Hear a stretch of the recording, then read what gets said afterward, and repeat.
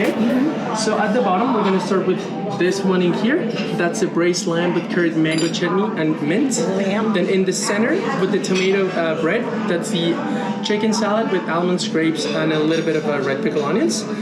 Then the one with the red thingy on top, that's a tomato fennel bacon jam with white cheddar cheese on a multigrain bread. This is the goat cheese, garden herbs, and leek quiche.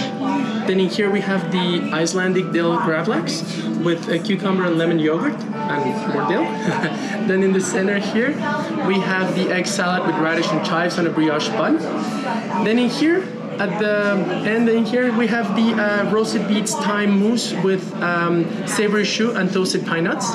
And then on this side we have all the sweet ones. Infused cheesecake with sugar crust on top. Then here you have the matcha cake with yuzu custard and raspberry mousse.